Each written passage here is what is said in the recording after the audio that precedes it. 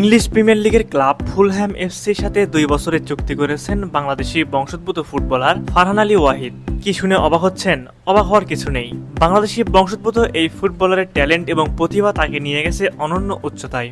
বাফুফের উচিত কুইন সুলিভানকে নিয়ে আফসোস না করে পুরো এনার্জিটা এই ছেলের পিছনে ব্যয় করা উচিত। গতকাল প্রিমিয়ার লিগ ক্লাব ফুলহ্যামের হয়ে প্রথম পেশাদার চুক্তিতে স্বাক্ষর করেন ফারহান আলী ওয়াহিদ। তিনি খেলেন লেফট উইংয়ে, রাইট উইংয়েও সমান পারদর্শীভাবে খেলতে পারেন, কিন্তু কাট ইন করে ডিফেন্ডারকে বিট করে না। টাচ লাইনের দিকে বের হয়ে এসে ক্রসও করে সে। বাংলাদেশের রাডারে যত তরুণ আছে এর মধ্যে সবচেয়ে ট্যালেন্টেড এই ফুটবলার। অনূর্ধ্ব 18 প্রিমিয়ার লিগে 36 ম্যাচে 10 গোল ও 6 অ্যাসিস্ট করেছেন তিনি। সাইড ফুট দিয়ে প্লেসিং, লেস দিয়ে লং শুটিং কিংবা 1-on-1-এ ঠান্ডা মাথা, সব ধরনের ফিনিশিং আছে এই ইয়াং ট্যালেন্টেড ফুটবলারের। ফারহানের বাবা জানিয়েছেন ফুলহ্যামে অভিষেকের পর ন্যাশনাল টিমের হয়ে খেলবেন কিনা এই বিষয়ে ভাববেন তিনি। ফারহান আসলে শুধু প্রতিভা না, মাঠের পারফরমেন্সে অলরেডি ক্লাবে সাড়া ফেলেছে সে। এই মৌসুমে লিগ কাপে অভিষিক্ত হয়ে গেলে অবাক হওয়ার কিছু থাকবে না। ড্রিবলিং, ফিনিশিং, এমনকি বয়সভিত্তিক দলের হয়ে অধিনায়কত্ব করা, এই ভবিষ্যতের তারকাটা যেন আমাদের চোখের আড়াল না হয়। ফুলহ্যামের সাথে 2 বছরের কন্ট্রাক্টে সাইন করেছেন ফারহান আলী ওয়াহিদ। শুরুতে ফুলহ্যাম অনূর্ধ্ব 21 দলে নিয়মিত মুখ হিসেবে দেখা যাবে তাকে।